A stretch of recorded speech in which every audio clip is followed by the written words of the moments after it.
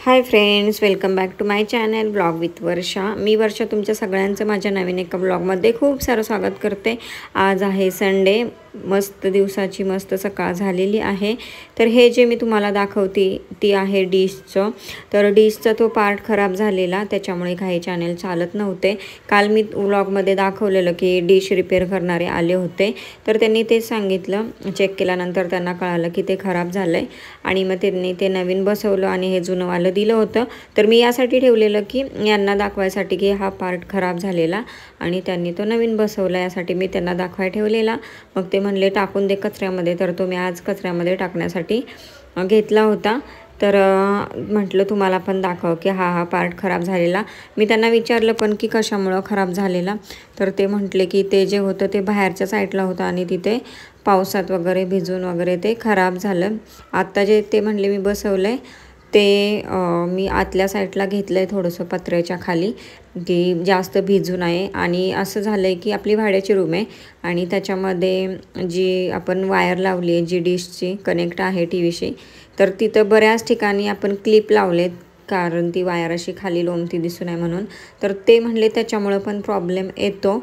तर मी म्हटलं त्यांना त्याला काय ऑप्शन नाही आहे, कारण आमची ही भाड्याची रूम आहे आणि त्याच्यामुळं आम्ही ते केलेलं आहे तसं। तर ते म्हणले हा बरोबर आहे तुमचं, पण मी सांगतोय तुम्हाला, तुम्ही विचारलं म्हणून। तर आज संडे होता आणि सकाळीच मी लागलेली एक पाल आली आहे घरात, तर तिच्या मागे त्यासाठीच इथला फ्रीज काढून ठेवला आहे मी बाहेर, कारण ती फ्रीजच्या आतमध्ये कुठं लपून बसती कळतच नाही। आपण आलो ना घरामध्ये की पटकन आपण झाडू किंवा काठी तिला बाहेर काढण्यासाठी घेतलं की लगेच ती फ्रीजच्या खाली लपून बसते आणि अजिबात दिसतच नाही कुठं जाते, काय बाहेरच निघत नाही अजिबात। तर मला सकाळी दिसली होती, मग तिला बाहेर काढण्यासाठी गेले आणि परत तिनं तसंच केलं। त्याच्यामुळे आज मी फ्रीजच बाहेर ठेवला आहे। म्हणलं बघूया, बाहेरच्या रूममध्ये ठेवल्यानंतर बाहेर निघाल्यानंतर तिला बाहेर काढता येईल, पण असं काही झालंच नाही। त्यामुळे तिथला एरिया थोडासा स्पेस मोकळा दिसतोय आणि आराध्या म्हणत होती मम्मी असंच असू दे, फ्रीज बाहेरच ठेव, खूप मस्त वाटतंय किचन मोकळं। तर चला बघा, 10 रुपयाची कोथिंबीर एवढीच आली, 4च काड्या आलेत मोजून, त्या पण ती तसली कोथिंबीर असते, ती गावठी नाही आहे। तर कोथिंबीर खूप महाग झाली, सगळ्याच भाज्या खूप महाग झाल्यात त्याच्यामुळं। तर 10 रुपयाची कोथिंबीर बघा, खूप छोटी एवढीशीच आली, 4च पानं एकाच भाजीसाठी होऊन जाईल। तर श्रावण काय अजून संपलेला नाही, त्याच्यामुळे आपल्याला व्हेजच बनवायचं आहे आज संडे असल्यामुळं। तर पोहे घातलेत मी भिजत, मी लवकर उठले होते आज, की म्हटलं पटपट काम उरकायचं त्यासाठी, पण त्या पालीनं माझा खूप वेळ घेतला आणि रात्री गवारी साफ करून ठेवलेली, मग तीच बनवायची होती आज।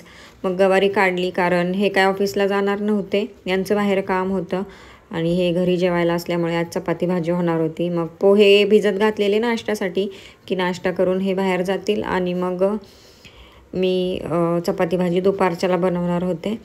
तर आराध्या काय पोहे खात नाही आणि ती निघालेली दीदीच्या घरी, त्यामुळे मी तिला सांगत होते की नाश्ता करून जा।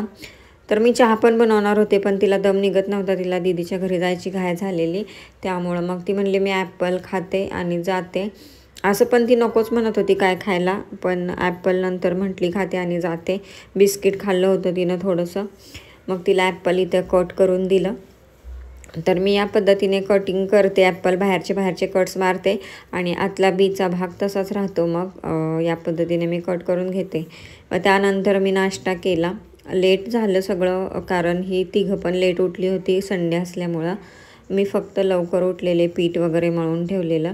तरी आराध्याचं चाललेलं की मला व्यवस्थित कापून दे, जरासुद्धा बी किंवा बरं जरासुद्धा मधली ते हे असतं ते ठेवू नको। तर मी म्हटलं की सगळं व्यवस्थित खा, 200 रुपये किलो ॲपल स्वस्त आहेत का?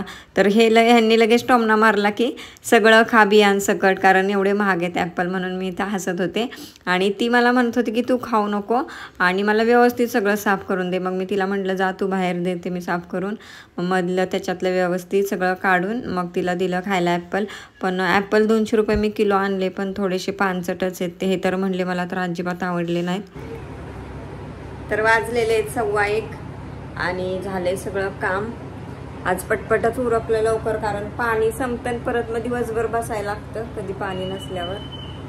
तर आज पटापट सगळं काम केलंय, 1:15 वाजलाय, सगळं झालंय। काय काय केलंय दाखवते तुम्हाला। काय करते तू? ते बोर्नव्हिटा खायची पद्धत आहे का आराध्या?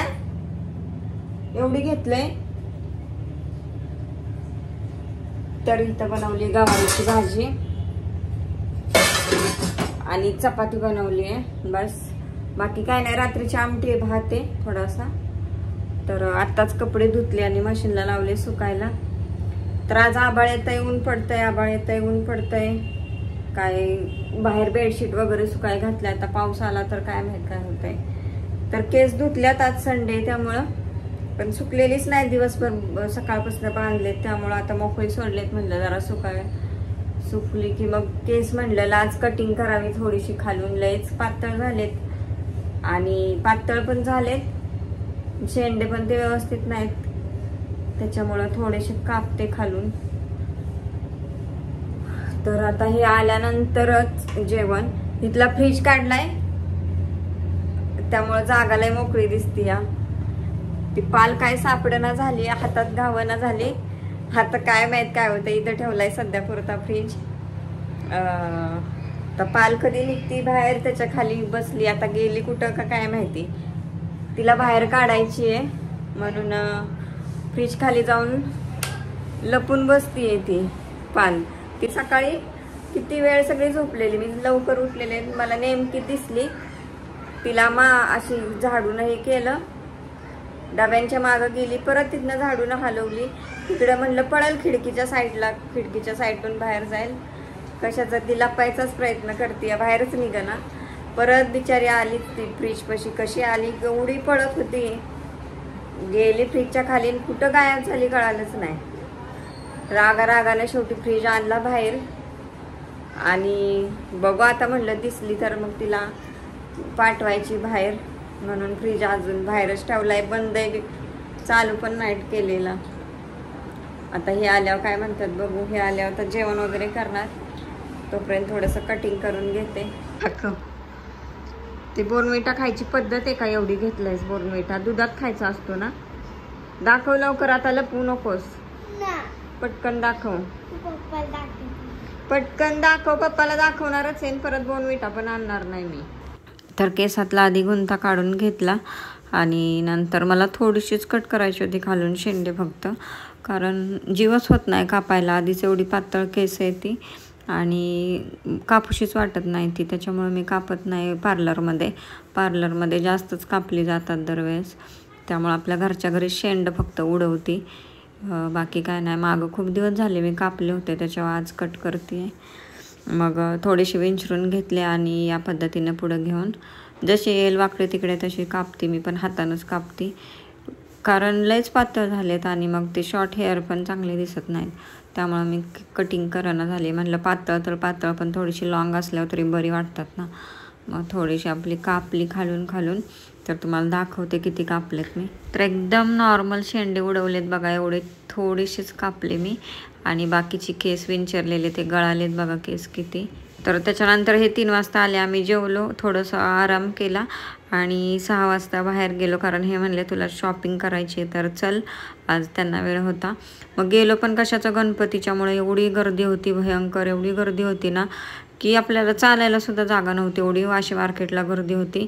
आणि यांचं पण काम होतं, यांच्या कामालाच बराच वेळ गेला, त्यामुळे तिथंच आम्ही दोघं पण कंटाळ उभं राहून आधी आणि मी, आणि मग इच्छाच नाही राहिली. तर थोडंसंच मी 2 जीन्स घेतल्या, त्या तुम्हाला पुढं दाखवते. तर नंतर मग घरी येताना एवढी भूक पण नव्हती, पाणीपुरी खाल्लेली आम्ही तिघांनी पण. मग इथं फक्त पनीर बिर्याणी आणली आणि जेवायला घेतलं. तर एका ताईंची कमेंट होती की कानातल्या इयरिंग्स माझ्या आहेत, म्हणजे जे काय कानातलं आहे त्याची डिझाईन दाखवा म्हणून. तर बरेच दिवस झालं कमेंट केले, पण मला वेळच भेटत नव्हता आणि लक्षात पण राहत नव्हतं असं झालेलं. तर म्हटलं आज दाखवूयाच. तर बघा असे कानातल्याचे डिझाईन, लोमतं कानातलं आहे आणि जास्त पण नाही वेट ह्याचं, 3-3.5 ग्रॅम असेल, एक्झॅक्ट नाही मला आता सांगता येणार, पण 3-3.5 ग्रॅम असेल. तर बघा अशी डिझाईन दिसते का नाही, मी जास्तीत जास्त प्रयत्न केला आहे की डिझाईन व्यवस्थित दिसावी. त्यानंतर बघा मी व्हाईट कलरचा, माझ्याकडे असं रंगीत काहीच नव्हतं कपडा चांगला, त्याच्यामुळे व्हाईट कलरचा इथं रुमाल टाकला आणि त्याच्यावर दाखवते आहे. तर वरती असं आहे छोटंसं आणि खाली अशा गोल गोल 3 रिंग असल्यासारखं आहे, आणि खाली थोडंसं लोमते असे साखळ्या आहेत 2. तर ह्या कानातल्याची डिझाईन ना आमच्या कॉलनीत पण भरपूर बायकांना आवडली. म्हणजे नवीन जे बघतं ना ते विचारतं मला की कुठून घेतलं आहे, काय, किती ग्रॅम वगैरे, आणि सगळ्यांनाच आवडते, म्हणतात खूप छान डिझाईन आहे. भरपूर जणांना आवडलेली आहे. असे पण माझे इंस्टाग्राम वगैरे व्हिडिओ बघतात ना, त्यातल्या पण बऱ्याच जणांना ही डिझाईन आवडलेली आहे. त्यानंतर काल काय शॉपिंग केली ती दाखवते. जास्त काय घेतलं नाही मी सांगितल्याप्रमाणे. हे एक गळ्यातलं घेतलं आहे बघा, दिसतंय की नाही व्यवस्थित काय माहिती. ह्याला घेतलं आहे मी, म्हणजे म्हटलं आराध्याला पण यूज होईल ड्रेसवरती वगैरे घालायला, आणि मी पण कधीतरी घालेल वन पीस किंवा असं दुसरं फंक्शनल ड्रेस घातले त्याच्यावर घातलं तर छान वाटेल. कानातलं पण आहे आणि खड्यांनी भरलेलं आहे, खूप मस्त आहे. तर असे ह्याच्यात भरपूर डिझाईन होत्या, पण म्हटलं जाऊ दे, एवढं इच्छा पण होत नाही पैसे खर्च करायची. आवडतं तर सगळंच, पण पैसे पण खर्च वाटत नाही ती, असं होतं. तर अशी डिझाईन आहे बघा, आणि सेम फ्लावरची कानातले आहे ती. मी तुम्हाला घालून पण दाखवते, घातल्यानंतर व्यवस्थित दिसेल. तर हे बघा, आता मंगळसूत्र आहे गळ्यात त्याच्यामुळं ते थोडं ऑड दिसतंय. फक्त तेच घातलं ना खूप छान वाटेल. आणि कानामध्ये असे फ्लावरची डिझाईन मी बोलले ना सेम तसेच डायमंड्स आहेत. तर मस्त आहे, असं दिसायला खूप छान दिसतंय. मी बोलले तसं फंक्शनल ड्रेसवरती खूप छान वाटेल फक्त ते घातल्यानंतर.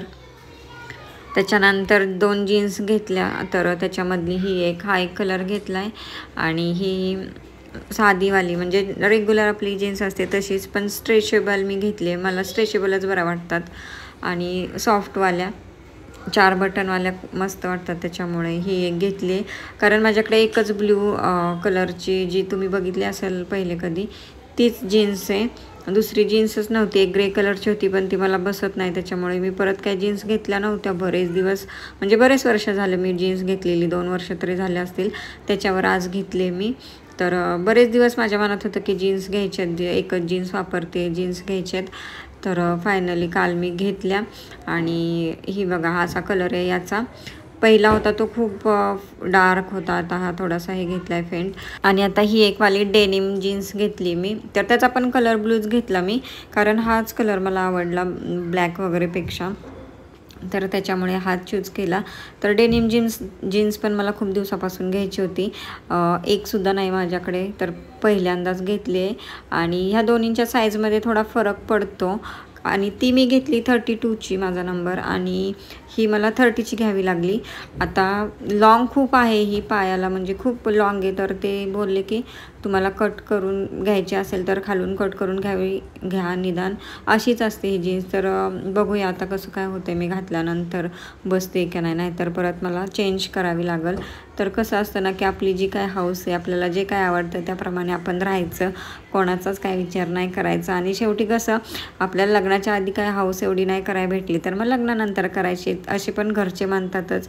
आधी म्हणायचे, आताच्या मुली काय एवढं आता हे करत नाहीत, पण आधी आपल्या वेळेस म्हणायचे की जी काय हौस करायची ती तुम्ही नवऱ्याच्या घरी करा, तर ती आता आपण करून घ्यायची, बरोबर ना. बाय.